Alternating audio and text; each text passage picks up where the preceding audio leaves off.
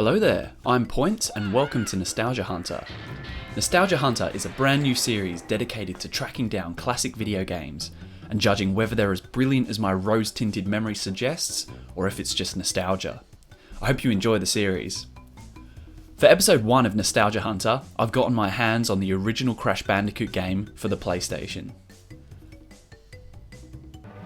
Crash Bandicoot was released for the PlayStation 1 in 1996. It was developed by Naughty Dog and quickly became the face of the company in the 90s. I remember falling for the lovable little marsupial at the age of 6, and I still hold fond memories of his adventures to this day.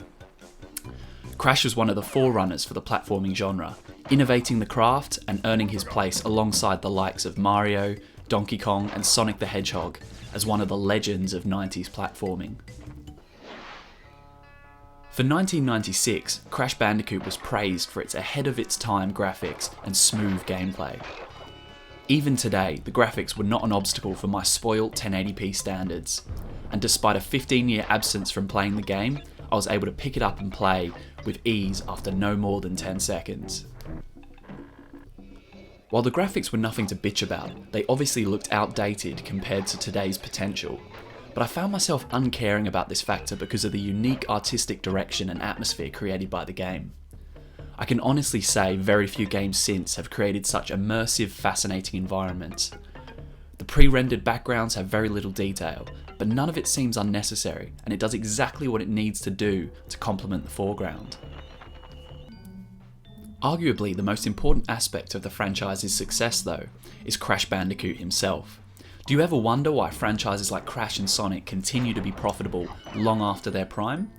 Sonic has produced its fair share of mediocre games over the last decade, and Crash is hardly innocent either. In some titles, the designers even decided to have Crash rock some questionable tribal tattoos. While I don't mean to split hairs, recent attempts at revisiting Crash's glory days have forgotten his roots. The quirky mannerisms that make him so adorable, relatable, and even hysterically hilarious. Leaving the controller idle feels almost like a sin, as Crash's irritable, fidgety nature shows, and running towards the screen showcases the facial expression of a character who is so hopelessly out of his comfort zone. Video games nowadays may be able to show individual beads of sweat or a protagonist's nose hair, but very few can capture emotion with such simple elegance the way Naughty Dog did back in '96. Aesthetics aside, I was still completely engrossed by this game. Platformers are still hugely popular to this day, but each one I pick up feels like a stroll in the park. It's rare that a platformer will challenge me. 1996 was a very different time.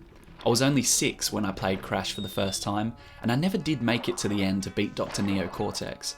But the high difficulty made the game so brilliantly satisfying when that orange glow of the finish came into view.